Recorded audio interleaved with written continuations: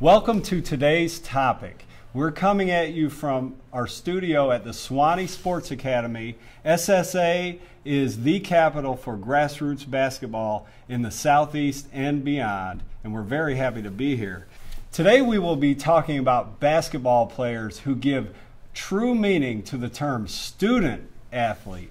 And our guest today, Sam Allen of Blue Collar Basketball, which you can find at bcbball.com, will give us some insight about some of the players in Georgia who really exemplify that term and who have done the job in the classroom and on the court to really gain a lot of notice. And we're very happy to have you on the show today, Sam. Chad, great to be here. Thanks for having me. Great, great. Now let's just jump right in, and you've got some great examples of some guys here in Georgia that have impressed people on the court in a huge way, and then you've got some special insight about their performance in the classroom as well. Yeah, sure, Chad. You know, one guy who I, in my opinion, is probably the best point guard in the state of Georgia this year, 2013 class, is TAHJ at Columbia High School. And not only is he the best point guard, or one of the best players in the state, and won 3 straight state championships, he carries a 3.9 GPA, you know, around a 1300 SAT. He's getting recruited by some of the top programs in the whole country, you know, with offers from schools like UCLA, but he also attracts the attention of Ivy League schools. So just a great example of a guy that not only excels on the court, like you were talking about, but does well in the classroom. Another guy that comes to mind is Solomon Mangham at Woodward Academy. He's another 3.5 GPA, 1100 plus SAT, very good player, has Division I offers as well, but doing it in the classroom like you talked about. I think Norcross High School has a very good student. Norcross. Andre Chatfield, who was at Parkview last year as a sophomore, Parkview High School, averaged around 18 or 19 a game as a sophomore in a very tough region. Will be at Norcross next year. He's a 4.0 GPA or very close to it. Another high academic kid. There's Dungan at Hiram High School, who does very well in the classroom.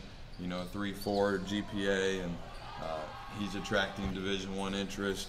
I think Carrollton maybe has a coach's son. Yeah, Carrollton High School. Riley Criswell.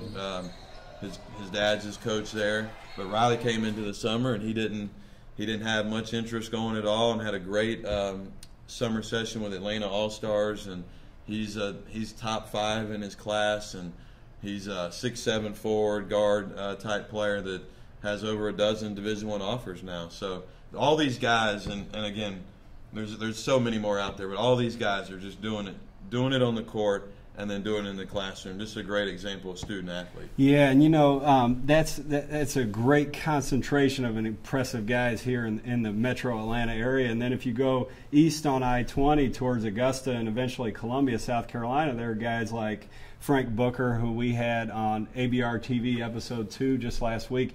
He's 6'4" shooting guard, Westside High School. He has, you know, a lot of interest from Division I schools. Absolute pure shooter, 3.6 GPA, great kid, huge fan of Frank. Matt Miller is one of my players, actually, with the Augusta Eagles, and he's got a 3.8 GPA, 1350 combined, 2-part SAT. He's got great interest from some really great academic institutions. And then Matt Howard, as we go on towards Columbia, of AC FLORA High School in Columbia, South Carolina. He's a 6'4" shooting guard, played on Team United in the EYBL.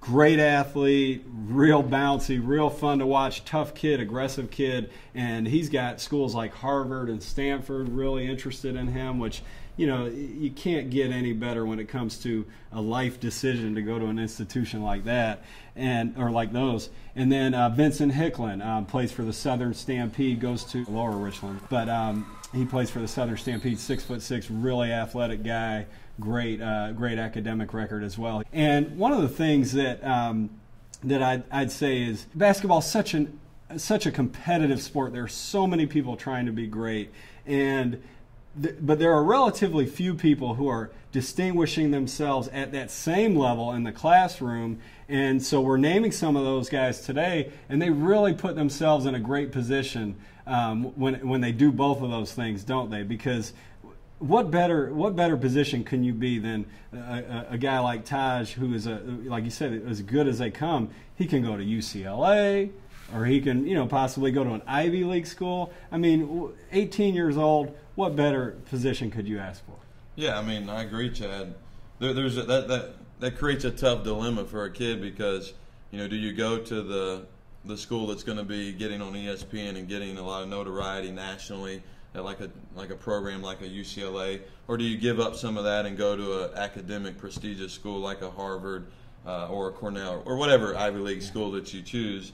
So there's some give and take there. You may give up a little bit publicity or being on TV for higher academic, but those kids, I think what you find with some of those kids is, because they do so well academically and maybe where their priorities are, they're going to look at it from a perspective of what's going to be setting me up to be successful after basketball, because at some point basketball won't be in the picture and they're going to have to be ready for life. And so that we could probably debate about that for several hours. Yeah.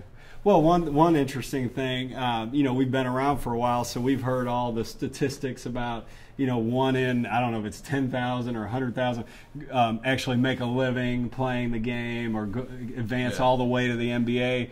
And the good thing about young men like these, they're probably very good at statistics, and they're probably very perceptive, and they listen to what people say, and they're probably well aware of how difficult it is to make a career out of basketball, and therefore I bet they're very smart about spreading their eggs out, not placing them all in one basket, as is shown by their academic performance. So now one other thing that I'd like to talk about is the player who has really done the job in the classroom and is a very, very good basketball player, but for whatever reason maybe he's not being offered the full scholarship from a Division I school or the full scholarship from a Division II school.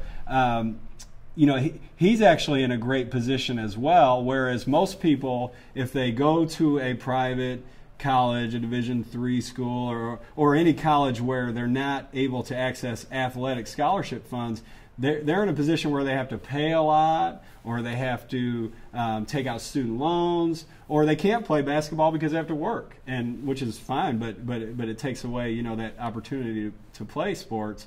But these young men that are in that position, who have done the job in the classroom, they open up doors that aren't available to others. Do you see it that way as well? Yeah, no doubt about it. There's a group of hundreds or thousands of kids in Georgia who have aspirations to play college basketball, and they may not be the caliber of player like some of these guys that we're talking about that are going to garner Division I interest, but maybe they're a Division III or even a Division II NAIA type player.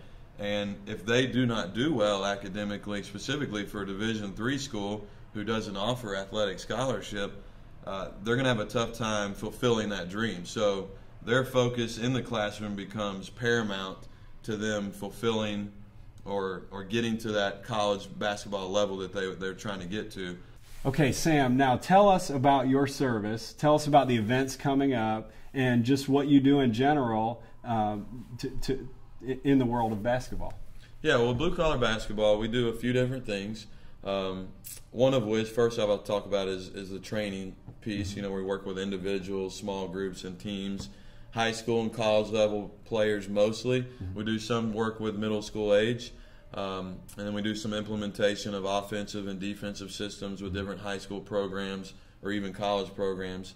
And then kind of to piggyback what we were talking about earlier, the recruiting service. So my recruiting service, or blue-collar basketball recruiting service, is something for college coaches. And we have college programs at every level, Division I, Division II and III, NAIA, junior college, and prep school that use our service.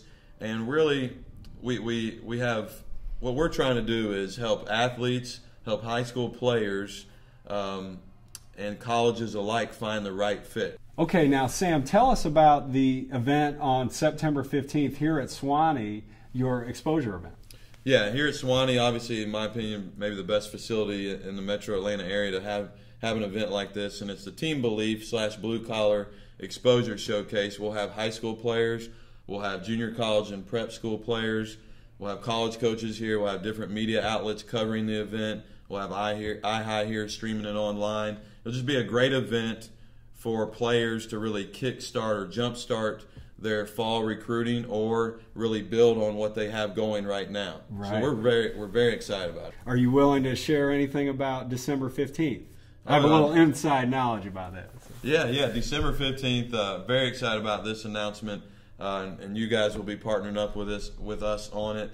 We're going to have 12 teams from across the state of Georgia, 6 games, and we have several state title contenders in there, as well as a lot of Gwinnett County teams. It'll be at GAC.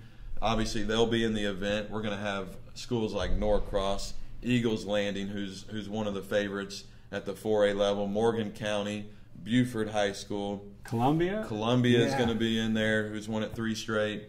We'll have Berkmar and Central Gwinnett, Glen Hills from Augusta. I may be forgetting. Well, I think you got 9 or 10 or 11 out of the 12. We're really excited about that. We'll make announcements about that in the future about the plans to broadcast that event, cover it from head to toe. We're super excited about that. And, you know, Sam, I really appreciate you coming on, sharing that inside knowledge about these young men that have put themselves in a great position academically and athletically, and also sharing about your service and what you do. Hey, thanks for having me on, Chad. I really enjoyed it. Great. And we'll see you next time on today's topic.